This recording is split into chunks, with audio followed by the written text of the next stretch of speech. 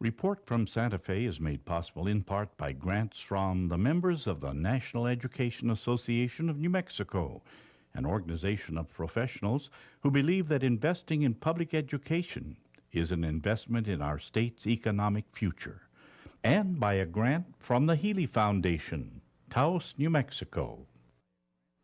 Hello, I'm Lorene Mills, and welcome to Report from Santa Fe. Our guest today is David Morrell. Thank you for joining us. Well, thank you. We've been trying to do this for a bit. I am so happy to have you here because I just finished your latest book, and I'm going to mention it right now. Murder as a Fine Art. What an extraordinary piece of work this is. And murder is a fine art, too, yes. Well, we'll talk about this a little later. I want to say that you're an award-winning writer. You used to teach writing at the famous University of Iowa program. No, I was a professor of American literature. I was at the University of Iowa, but I was not in the writer's workshop. I have a Ph.D. from Penn State, and I taught Hawthorne and Melville and Hemingway and Faulkner and Edith Wharton and people like that. I know. I love all those people, too. Yeah. Well, it served you well. You were catapulted into the national stage in, what, was it 1972? Yes. When you wrote First Blood. And I want our audience, this is the original version. You will all know this book. $500 you're holding there. That's what a first edition costs. Oh, well. Yeah. See, you're loaded there holding I am. it. And then this is the current edition of First Blood. First Blood was the basis for the Rambo. First Blood, the movie, which some people think is called Rambo for reasons that elude me. And then there were three other films, the fourth movie of which was called Rambo. So go figure. Well, let's call it the Rambo franchise. Yes, I think they ended up.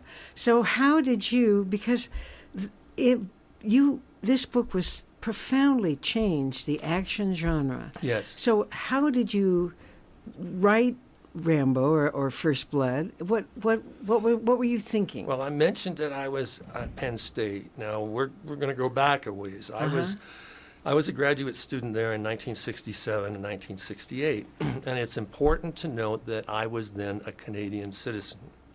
I had traveled to Penn State from Canada to study with a Hemingway scholar named Philip Young. And it was impressed upon me that as a guest of the country, I didn't really have a right to a political opinion about anything. But meanwhile, not having known anything about Vietnam when I was in Canada, suddenly I was in the United States with Vietnam everywhere. And I was struck by a couple of events, particularly in 1967, the riot. It depends on how you look at it. Some people call it a police riot at the Democratic National Convention in Chicago, followed by the two assassinations in '68 of Martin Luther King Jr. and Bobby Kennedy, which prompted riots, and not 10 riots, not 20 riots, not 50 riots, hundreds. Some within blocks of the White House. And I thought, there's going to be a civil war. And at the same time, as a grad student at Penn State, to get tuition, I was teaching what they called rhetoric, composition, whatever it was called at the time. And I had students who were Vietnam veterans who were quite annoyed at me because I was telling them what to do, but I was their age, I'd never been in combat. So what was this about? So I had to explain, Canadian citizen, married, young child, there was no way I was going to be in the Vietnam War. And they appreciated that and began to talk to me about things the difficulty they had adjusting, and about what we now call post-traumatic stress disorder. And I got to thinking about what would happen if, and we make a leap now, Audie Murphy. Yes. Audie Murphy was America's most decorated soldier of World War II, not congressional, but Medal of Honor recipient. So many decorations, and he was very unhappy with himself because he had discovered that he was good at killing, and he wrote one book about being in the war and to hell and back, and then he wanted to write another about what he felt like in civilian life. So I got to thinking that what if Audie Murphy, who suffered from PTSD, was somebody who came back from Vietnam and he'd been radicalized by the war. He'd been turned into, people at the time will remember, Students for a Democratic Society. Basically, that's what Rambo had become. And he would come up against a police officer who was an Eisenhower Republican, a war hero from Korea, not understanding what Vietnam had done to the country, and that these forces would come together and would be an allegory for the United States at that time. And there's no politics in it. Well, that you learned from your Hemingway Yes. professor. One of the reasons that this still has legs is you took the immediate politics out. Otherwise, the book is still in print 42 years later. Yeah. And if it were topical, if it were rooted in 68, 69, or 72 when it was published, nobody'd be reading it. But I took all the politics out, and I simply let the story speak for itself. And the character, there's a character named Colonel Sam Troutman, who trained Rambo and who begins helping the police officer. And the name is well chosen, I think, because Sam Troutman is Uncle Sam. He's the system. And this a friend of mine, Donald E. Westlake, said about a well-known author about First Blood. He said, if the military had to go after him with a Nike missile, they would to take him out. He was doomed.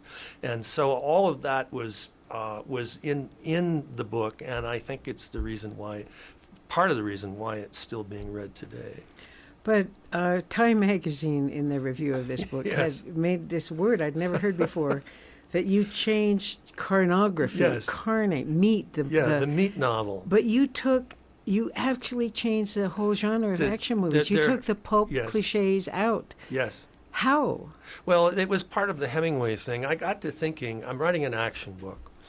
But can you write an action book that doesn't feel like an action book, that doesn't feel like a genre book? So there I was, having traveled all that distance to study with Philip Young about Hemingway, and the model was right there in front of me. If you look at Hemingway's action books, even To Have and Have Not, which is a lesser book, he found ways to write action that didn't have any of the pulp phrases like a shot rang out. Yeah. And so my goal was, knowing I could never equal Hemingway, but with that same guidance that, hey, could I write a book that had, with luck, that freshness? And there had never been, until that book, a non-genre action book that had as much action. The whole novel was one continuous chase, one continuous action scene. And as you know, the reviewer for Time magazine, the only bad review the book got, but he saw things nobody else did. He called it the equivalent of pornography. He called it carnography, the meat novel, he said, because I had raised the level of action intensity, which would influence later generations. I mean, it sounds strange for me to say it, but it's a fact. It's the true. book changed things. It did. And speaking of action, most action movies have maybe 5 scenes of Yes. action. You have 53 minutes out of a 96-minute film is pulse-pounding action. Yes. This goes back. If you look at the Bond movies from the 60s, or a well-regarded action movie like Bullet with Steve McQueen, and you look at them now, you see that they have about 5 action scenes, and that constitutes an action movie for that time. But with First Blood, when they tried, they were going to try to sell it to, and they did, to foreign markets, and they thought, well, maybe we won't show the whole movie, we'll just show the action stuff. Well, the movie is 96 minutes, 53 of it are nonstop action. So it changed also not just the way books were written, but also the way action films were presented. Unfortunately for the worse eventually, because it just became mindless and stupid in later incarnations. Another aspect of the foreign distribution was there's not a lot of dialogue. Yes. Although you, in your writing book, we'll talk about that, you really are a master of dialogue. Oh, thank you. But again, to save money, they weren't having to dub in the dialogue. Yeah, well, we'll have Sylvester take his shirt off, and he won't say much, because that way in Indonesia we don't have to spend so much money getting somebody to do the translation and to dub in the Indonesian dialect. This film and book really struck a chord. It even influenced the solidarity movement in Poland, Yes. and there are parts of it were scrawled on the Berlin Wall. Yeah. Or how were you a man of the right time, the right book? No one can set out to write a book that has an impact on a culture. There are too many factors in a culture that come together. I mean, one day it occurred to me that Rambo is one of 5 characters from novels who became like the Pantheon in action movies and novels. We have Sherlock Holmes, we have Tarzan, we have James Bond, we have Rambo, and we have Harry Potter. And I said, holy cow, that's quite a pedigree. And you mentioned Poland. When I was over there, for a book tour, the journalists were crazy to talk to me, and I couldn't figure it out because it's nice to be popular, but this was not normal. For 3 days, they were lined up to interview me, and finally somebody explained that during the Solidarity years, the Rambo movies were not legal. They had to be smuggled in, and then what they would do is watch them. They'd put on the bandana, and then they go out to demonstrate against the authorities. And so one journalist said, so in a very small way, you could say that Rambo helped bring down the Iron Curtain, the USSR. You can't plan that sort of thing. It just, you do your best, you have the best intentions, write the best book you can, and then stuff will happen or it won't. Well, you've written now, how many novels? Oh, I don't count them. I think the total publications are around 33. Right. Some are nonfiction. Some of things I've edited. It might be 28 novels. Sounds like a lot, but in a 42-year career, that is not a lot. I mean, it's some of these books have taken 2 and 3 years to write. It's not like I'm cranking the things out. Well, and they're translated into 26 languages. Actually, too. I did a count the other day. It's up to 30 now. 30 languages. Yeah. Excellent. Well, you received the 2009 Thriller Master Award because you write a lot of thrillers. Of course, if I had all your books here, you wouldn't be able to see me anymore. But you got the Master Award for 20 years, more than 20 years writing, being a game changer. Yes. And so you were certainly a game changer in First Blood. And when I looked at some of the things you do to prepare, the cool stuff that you've done as the father of action movies and action books, the Wilderness Survival School, Special Ops, Executive Protection. Oh my God, is there really such a thing? The Gordon G. Liddy School? The G. Gordon Liddy School, Academy of Corporate Security and Private Investigation. It's no longer active. It was done only 3 times. It was 3 weeks, 7 days a week, morning and night. And it was for people in corporate espionage or private detectives or things like that. And they allowed me to attend for a fee. And it was fascinating. And one of the people I learned about executive protection from, protective agents, was one of the U.S. Marshals who had protected John Hinckley Jr. After he shot President Reagan, because as we know, you have to, from what happened with the Kennedy assassination, people will go after the assassins. So I learned a lot from that. The wilderness survival, I lived for 30 days with the National Outdoor Leadership School in Wyoming at Timberline in the Wind River Mountains. So you had to completely live off the land? Well, you can't. You know, this is interesting. You can't, unless you're hunting and fishing, the nuts and berries you scavenge, you can't get enough nourishment as opposed to the energy you're putting out to scavenge it. So you're going to starve to death unless you hunt or fish. I became a pilot I'm a licensed pilot for a novel called The Shimmer, about the famous Marfa lights in Texas. And I've the most fun, I shouldn't put it that way because I really like flying, but the most fun I had was 5 days at the Bill Scott Raceway in West Virginia learning how to car fight. And so for 5 days I was in these junker cars with experts in car fighting, people who are, deal with would-be assassins and things like that, and so how to ram barricades and do all the spins in the movie. It was the Bill Scott Raceway in West Virginia. There really wasn't a name for it. That it was just there, but there was a group that of people whose business it is to handle cars that way. I heard it called anti-terrorist driving. Yes, you could do it that way. Yeah. Offensive, defensive driving. It was a lot of fun. I mean, those spins, people were getting out of the car and throwing up in the ditch. I mean, it was just like being on the wildest midway ride you'd ever been on. But you also studied hostage negotiations and assuming identities and firearms, all these action skills that you put into your books. Well, I think that a writer of thrillers has to have that same fidelity to reality as any other writer. And so if I'm going to have a certain subject, I will go out and research it until I feel that within, respectable bounds, I'm an expert in it. And, the flying, becoming a pilot for the Shimmer was a good example, because a lot of aircraft have been used to try to find the Marfa lights. So, if you don't, I think of it as being like method acting. That I choose a subject I want to learn about, and then I immerse myself, and I learn how the people talk, I learn how they walk, how they dress, and then I can write about it with an authority. Plus, it makes me fuller. Yeah. I have a better life because of it, more Yes. exciting life. Well, that's what you're doing in contemporary times. Yes. I want to tell our audience we're speaking today with David Morrell, who wrote First Blood Yes. and many, many mysteries. But this, you have now stepped into historical fiction Yes. with murder as a fine art, with a historical character as the hero, Thomas de Quincey. Well, you had to talk about immersing yourself, method acting in all those action skills. You had to live in 1854 London. You Yes. had to know what the streets were made of. You had to know about mudlarking. You had to know the vocabulary. And then you resurrected this small, unfortunately he's been dissed in the history of English literature, but he was the precursor to Freud in some Yes. ways. This is an Thomas de Quincey. extraordinary. Talk to us about this Well, literary thriller. Why do people go in certain directions? My granddaughter, Natalie, who was 14 years old, died from a rare bone cancer in 2009. It's called Ewing's sarcoma, and only 200 people get the disease in the U.S. each year.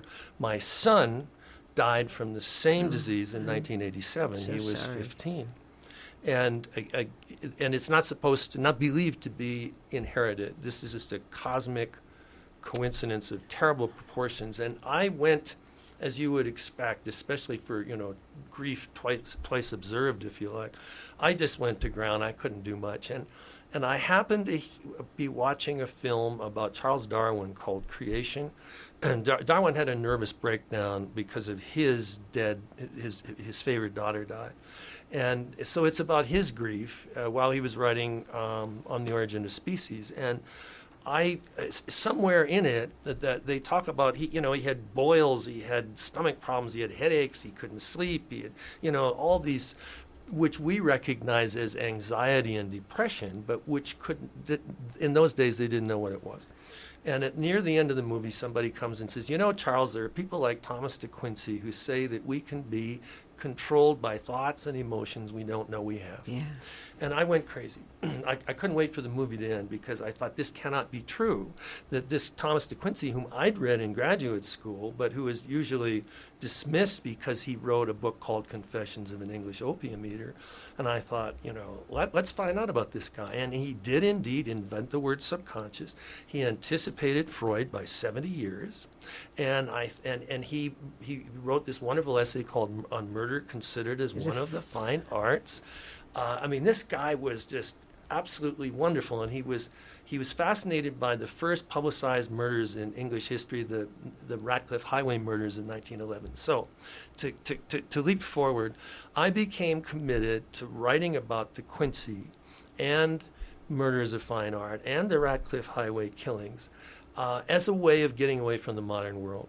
I was essentially trying to forget, in a good way, Natalie and my son. I figured if I went back to 1854 London, and some viewers may, or some listeners may be thinking too of, say, Richard Matheson's novel Bid Time Return, which became Somewhere in Time, or Jack Finney's novel Time and Again, in which the characters concentrate so hard that they are back then. Yeah. And I wanted to do that too. So for 2 years, I'm not exaggerating, for 2 years, all I did was read about 1850s London, either histories or contemporary accounts or novels set in the period. And I have a massive map of 1850s London on my wall. And I became transported into that era, and I could move around on that map as if I lived there. And people, I had this note next to my computer: try to make people believe They are truly in 1854 London. And so that was my goal. And also I wrote it as a kind of a imitation Victorian novel to make it, more of the period, so to speak. And wow, the reaction from people was astonishing. People, I mean, it's so gratifying for people to say, I could not put it down. I really felt I was there.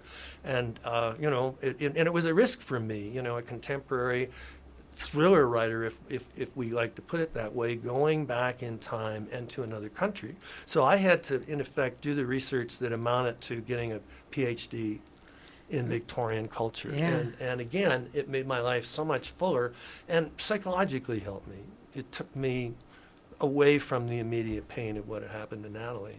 You have often said that reality is not always our friend. It's John Barth said that. I did my Yeah. dissertation on John Barth. He said reality is a nice place to visit, but you wouldn't want to live there very long. Yes. And I think that's why we read fiction. Well, you've created such a complex world, and it took me, I thought I was living, I expected to see fog when I Oh, opened. good. But one of the things, there were a lot of details, like De Quincey's daughter is a main character. Emily, And you yes. talked about the weight Yes. of a woman's costume. Her everyday clothing was, 37 pounds? Yes, this With is the a hoop shock. skirts and the... It's a shock to people, isn't it? Yes. The hoops dresses had started with the great it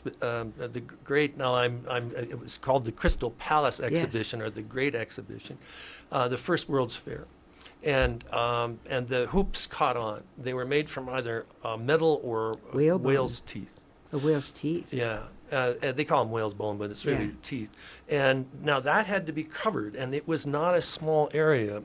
By conservative standards, it took 10 yards of ruffled satin to cover that. Now there were undergarments, there were all this other stuff and the corsets, and doing my research and estimating weights, I came up with they were carrying around 37 pounds of garment. Yeah.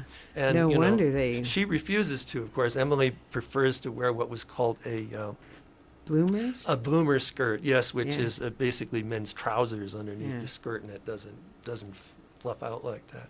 But that's just one of the elements of everyday life that really made me stop and realize how far we've come. So I cannot recommend this Murder as a Fine Art enough. Oh, well, thank you. And another book that you have, The Successful Novelist, A Lifetime of Lessons About Writing and Publishing. Mm-hmm. Well, you have so many mantras about writing. We are going to have to do another show, and we'll talk about your writing then. But some of your mantras are, one of the things you tell your students is, stop being so visual. Yes. There are other senses. Yeah, to the degree that you emphasize the sense of sight alone in a book, to that degree it will seem one-dimensional and thin. Mm-hmm. And to the degree that you emphasize a lot of senses in an individual scene, the reader will, as a consequence, feel immersed within it in 3 dimensions. And I have many other mantras: be a first-rate version of yourself and not Yeah. a second-rate version of another author. Don't chase the market. If you want to have a long career, which I've been blessed to have 42 years, you have to be true to yourself. You have to write books that only you could have written, even if with Murder as a Fine Art, it's a tremendous risk. I mean, people said I was crazy. I spent 3 years on this book. And, what if people weren't willing to go with me to 1854 London? But they were. But you won awards. I People did. were, once they Yes. came out spellbound from reading it, they were thinking, now, what are you working on now? I'm working on a sequel. I'm not usually in the sequel business, but honestly, I am just in love with Thomas De Quincey and Emily and that whole period. So I've written a sequel which comes out in March of 2015 called Inspector of the Dead, and it is set against the background of the Crimean War, which I belatedly realized was an amazingly timely thing to have chosen given the current difficulties Ukraine and in the Crimea. yeah. Yeah. And it's also about there were 7 attempts to assassinate Queen Victoria. And this book is basically summarizes all 7 attempts as someone, is it because of the war, or why would someone want to kill Victoria?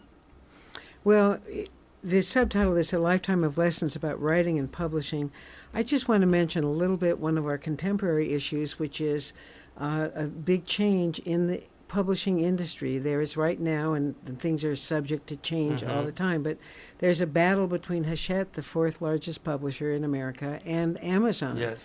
And you were among 900 writers who took out a full-page ad in the New York Times saying, "Don't let us writers be hostage." Right. So tell us a little what people should look for. We don't know exactly what the dispute is between Amazon and Hachette. And understand, I'm a Hachette author, and I'm an Amazon author. I've published many things. I was one of the first established authors to release an original ebook as part of the Amazon Kindle program. I was one of the first ones they came to. I have many friends there. This is a very, very complicated situation. But what it seems to come down to is that Amazon would like Hachette to have a maximum price for ebooks of $9.99. And of course, they have the right not to sell books if they don't like the price. Hachette has the right to say, we don't want to do this. But somehow authors got involved. And what Amazon did was to stop having pre-order buttons for the physical book. Now, pre-order of novels, any book, is critical to a book's success. It determines the first week's sales and the chance of getting on the bestseller list. So that disappeared. They stopped offering discounts. If you go to Amazon for Murder is a Fine Art, the trade paperback, you'll find it's a full-price book. You'll also find that you can't get it for 2 to 3 weeks. Yeah, so they're doing, As opposed to some books that can be delivered overnight. And further, you'll find that on that page, instead of recommending other books by me, Amazon is recommending books by other authors. Yeah. So we feel maybe that things have gotten out of proportion. And while, we are on the one hand with Amazon, we're with Hachette, but the authors shouldn't be in the middle. No. And authors such as Stephen King, John Grisham, of course, Stephen Colbert. And Doug Preston here, from New Mexico. A lot of yes. New Mexico writers, Valerie Plame and Hampton Sides. All of you Michael have been on it. So Yes. we'll just watch and wait, but it's important that the readers and the writers get to choose who's reading and writing what, not a commercial enterprise. Yes, what the danger is this, that if Hachette caves in to Amazon, the other publishers will as well. 2 years from now, the danger is that Amazon will say, how about $7.99 for maximum? How about $5.99? Until the major publishers cannot sustain themselves, leaving Amazon. Only Amazon. Yeah, that's the and risk. Leaving, we've run out of time. So I'm so grateful. Our guest today is David Morrell. You must all know First Blood, from which the Rambo books came. This is a magnificent historical novel called Murder as a Fine Art. We'll look forward to the new one. It's called Inspector of the Dead in March of 2015. Okay. Well, thank you for taking the thank time you. to be This was with fun. us. Very, very peppy, huh? Yeah, Moved along. Yeah. And I'd like to thank you, our audience, for being with us today on Report from Santa Fe. We'll see you next week. Report from Santa Fe is made possible in part by grants from the members of the National Education Association of New Mexico, an organization of professionals who believe that investing in public education is an investment in our state's economic future, and by a grant from the Healy Foundation, Taos, New Mexico.